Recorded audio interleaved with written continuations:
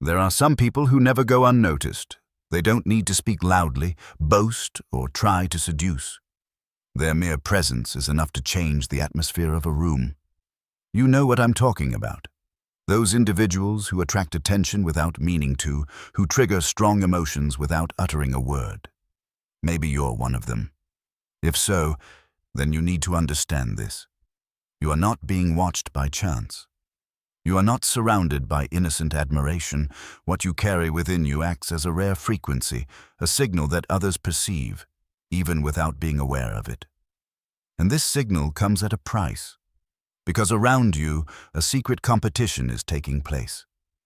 These aren't official games, not announced rivalries.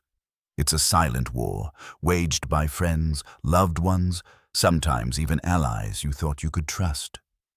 Each of them is trying, in their own way, to get a little closer, to anchor themselves in your circle, to grasp what you embody. They don't say it, often they don't even realize it, but their behavior speaks volumes. Repeated advice, insistent attention, hidden jealousies, skillful manipulations. All this for one thing: your energy. What you're experiencing isn't just a series of misunderstandings, nor is it bad luck in your relationships.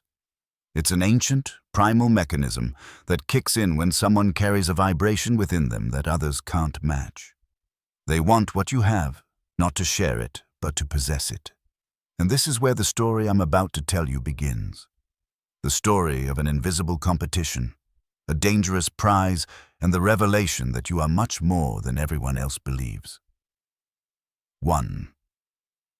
Le concept central. Imagine for a moment that your very existence is a mystery that disrupts the invisible order of things. You haven't done anything special. You haven't tried to provoke that constant gaze, that dull tension that floats as soon as you enter a room. Yet, there is something within you that acts like a spark in the darkness, a signal that others pick up without even knowing why. And this signal, whether they like it or not, transforms them into silent rivals. You have become, in spite of yourself, the trophy, not because you're playing a game, but because your presence triggers a game in others. There are beings whose energy acts like a mirror, revealing what each would like to hide: their shortcomings, their desires, their unfulfilled ambitions. In you, they see what they cannot achieve on their own.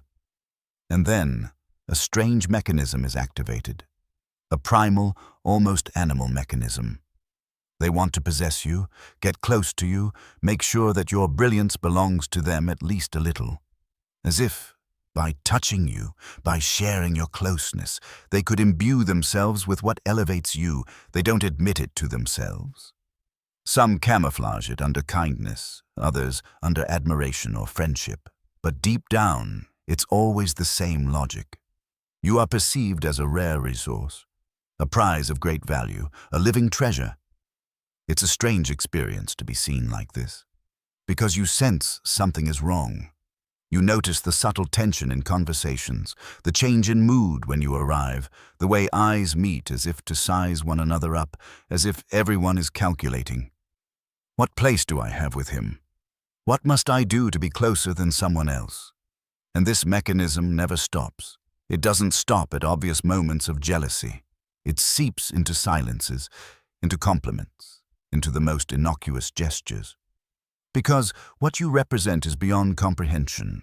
You are the living embodiment of a rare frequency, a vibration that most people don't know how to generate on their own. And what we can't produce, we try to seize. You become a magnet, not just for admiration, but for lust, for the silent obsessions that distort even the simplest relationships. Every smile, every attention, every gesture toward you is sometimes less a sincere expression than an attempt, conscious or not, to obtain a piece of what you carry. It's like a secret game in which you are both the prize and the center. A game in which the participants don't declare themselves, but compete nonetheless. You didn't sign up for this role, but you hold it nonetheless. And the more you naturally shine, the more the competition intensifies around you. 2. The dynamics around the elected official. When a person possesses this singular energy, their entire entourage unconsciously reorganizes itself around them. Relationships that seem simple become more complex, as everyone, in their own way, seeks to establish a form of privileged access. The loyal friend, the helpful colleague, the attentive confidant. Behind these apparent roles often lies a subtle positioning strategy. You might think all this is a matter of chance or natural affection, but one detail betrays the truth: repetition. You notice that some people always adopt the same type of behavior. The one who wants to listen to you ends up wanting to control your emotional state. The one who constantly offers help expects a form of dependence in return. Even the one who presents himself as a protector, ready to repel intruders, is actually trying to filter your access to others, like a territorial guardian. This is where the real dynamic is revealed: a silent competition. They don't always fight head-on, but each calculates how to be seen as indispensable. They know that by gaining your trust, they gain a position that others covet. Their goal isn't just to be close, it's to lock in their importance so that no one else can supplant them. This competition manifests itself in small details. A friend steps forward as soon as you share a success story, to show that they were there from the beginning. Another subtly interrupts your conversations with others, as if to remind you that they alone deserve your attention. Yet another multiplies advice, warnings, and confidences, seeking to impose their role as discreet authority. Behind every gesture lies an attempt to stand out in the invisible arena that has opened up around you. What complicates the situation is that most of these behaviors are not entirely conscious. People don't wake up in the morning and say, "Today I will compete to possess his energy." Yet their instincts drive them to do so. They vaguely sense that your energy brings them something: confidence, visibility, social value, or even simply a sense of importance. And this feeling quickly becomes addictive. From then on, roles crystallize. You have around you the protective ally, the strategic advisor, the irreplaceable partner, the friend who always knows how to create a subtle dependency. Each one occupies a function that, on the surface, makes your life easier, but in reality allows them to maintain their position in this unspoken competition. On a psychological level, you're no longer just a person. You've become a center of gravity, and everyone around you is organized like satellites, revolving around you, sometimes in harmony, often in rivalry. The problem is that this orbit is never stable. The brighter your energy shines, the stronger the attraction, and the more the struggles multiply between those who want to remain within your sphere of influence. This is how a relationship that seems sincere turns into calculation, how a simple friendship becomes a field of rivalry, and how closeness ends up resembling a silent battle. 3. The phases of toxic competition. It all begins in silence. At first, nothing is threatening, nothing is openly hostile. The first phase is subtle, almost invisible to the untrained eye. You might think it's simply attention, kindness, support. Your loved ones seem to want to help you, accompany you, be there for you. They provide you with valuable information, spontaneously offer to support you in your projects, listen to you with a patience that seems inexhaustible. But behind these seemingly altruistic gestures lies a strategy: creating an invisible debt. Every service rendered, every favor granted, every attentive ear becomes a rope attached to your energy. This is the first stage, where the game takes shape without you realizing it. Then comes the second phase. It's no longer subtle help, it's control. Attention turns into surveillance, friendship into possessiveness. You notice insistent glances, questions that go beyond simple interest. Who were you with? Why didn't you answer? How did you feel? Discussions become masked interrogations. The other can no longer bear the idea of sharing your attention. They want to be the exclusive center of your world.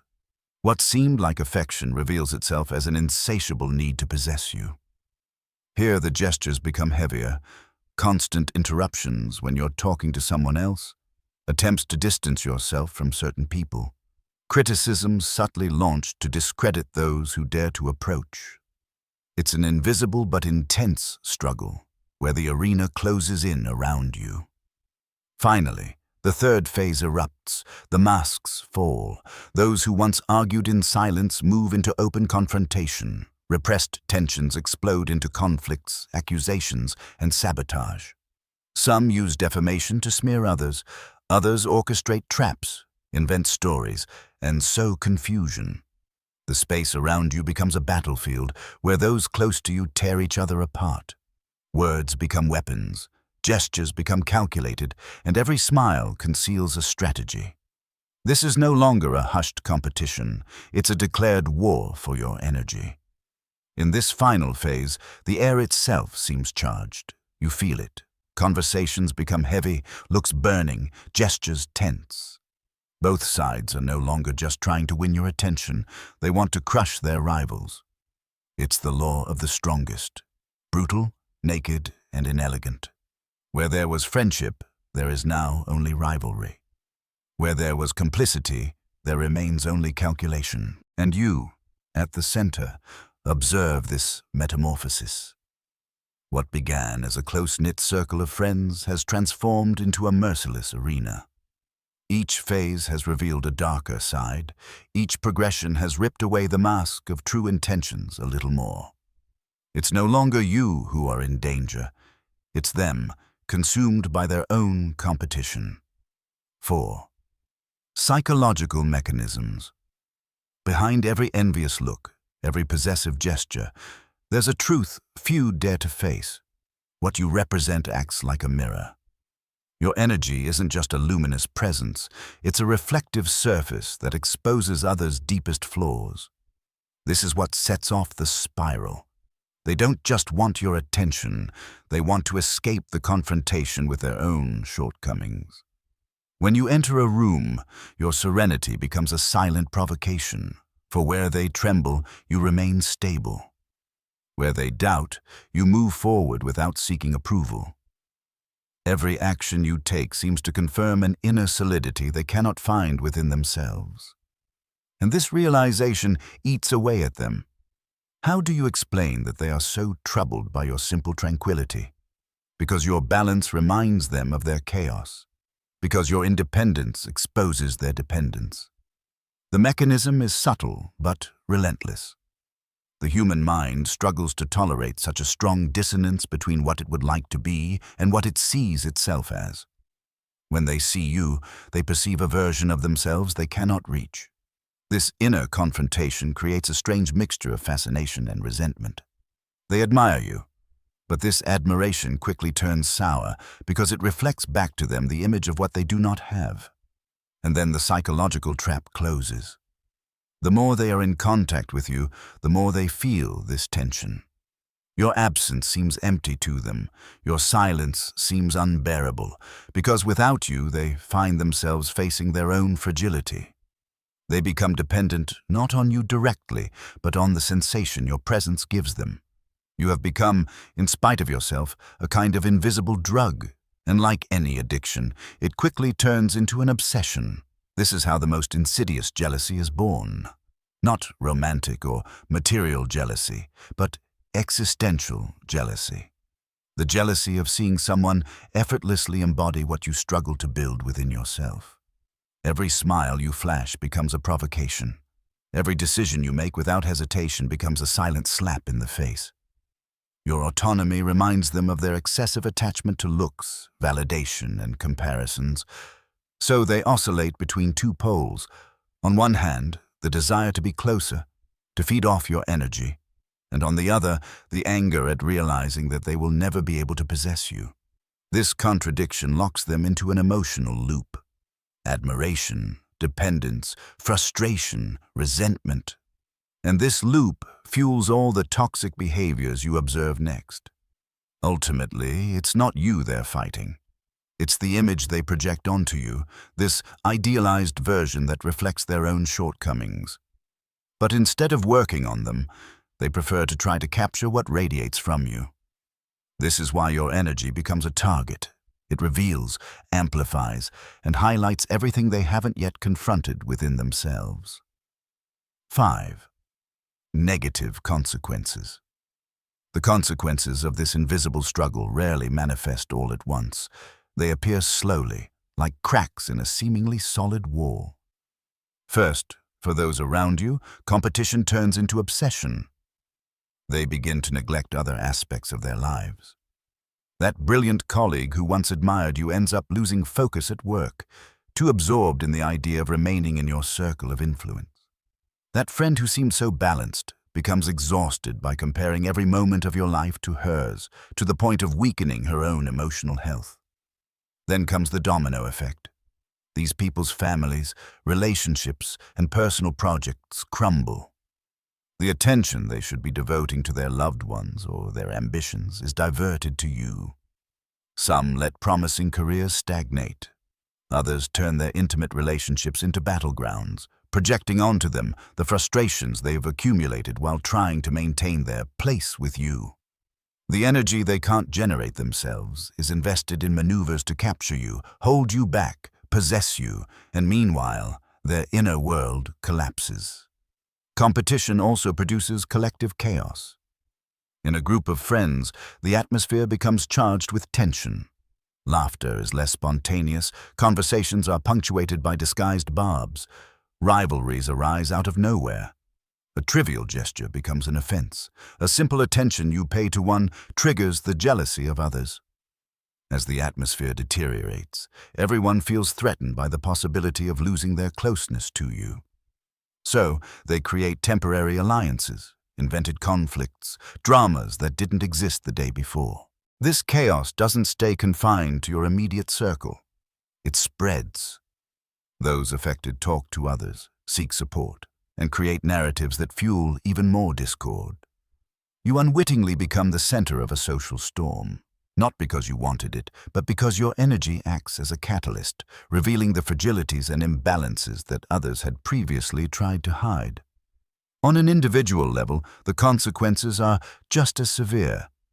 Those who obsessively cling to you often end up isolating themselves. They push away old friends, neglect their passions, and lose their authenticity in trying to be what they believe you expect. The paradox is cruel. The closer they try to get, the further they distance themselves from themselves. And as their identity fades, they become even more dependent on your gaze, reinforcing the vicious cycle. The end result is a downward spiral. Broken careers, destroyed relationships, weakened mental health. All because, instead of cultivating their own light, they exhausted themselves trying to capture yours. The competition that was supposed to make them feel powerful ends up robbing them of everything that truly matters. 6. The revelation for the chosen one. By dint of observing, something eventually reveals itself. It's not a truth that you're taught, nor a secret that someone whispers to you. It's an obvious fact that bursts into your mind like a flash of lightning. You suddenly understand that the competition that's being played out has never been against you. It has always unfolded around you, like a storm that forms on the periphery while you, at the center, remain strangely intact. This revelation turns everything upside down, because until now, you might have believed that you were the target of attacks, manipulation, and jealousy, but in reality, your energy doesn't respond to these stratagems. Every attempt at control fails. Every manipulation breaks like a wave on a rock. Those who want to trap you in their nets discover that you always slip through their grasp. What they haven't understood is that your essence cannot be possessed. It doesn't react to fear. It doesn't obey coercion. It doesn't submit to obsession. Then the scene becomes clearer. You see alliances being made and unmade, masks falling, rivalries being exposed. This theater wasn't your fight. It was theirs. Each of them was fighting for an imaginary right, the right to possess what cannot be possessed. And in this fight, they devoured each other, gradually revealing their true natures. This is where the revelation takes on its full force. Your role is not to play this game, but to observe it. For your energy, far from being a weakness, acts as a filter.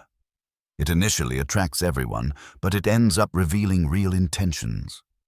Those who come with sincerity remain luminous at your side.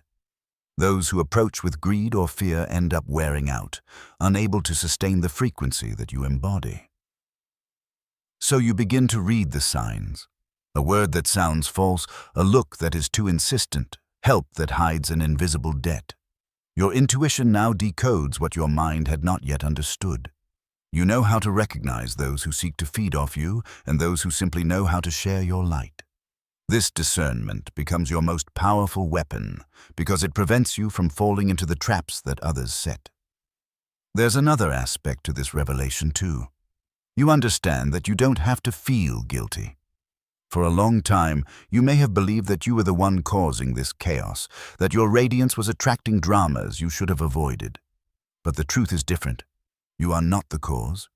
You are the revealer. Your energy doesn't create their wounds. It brings them to light. It doesn't invent their addiction. It reveals it. And in this newfound clarity, peace settles. You no longer need to struggle. No longer need to justify yourself, no longer need to please or calm tensions. You now know that your role is to remain true to yourself because that is how the truth of others is revealed. You are not the trophy of their competition. You are the mirror that reveals who they truly are. 7. The final transformation. There comes a time when everything changes. After the manipulations, after the rivalries, after the invisible storms that have erupted around you, something finally settles in your mind. You realize that what you have been through was not gratuitous chaos, but an initiation. This circle of competition, these hidden tensions, these betrayals disguised as friendship, all of this had a specific purpose: to sharpen your discernment, strengthen your light, force you to recognize your own power. Transformation doesn't happen all at once.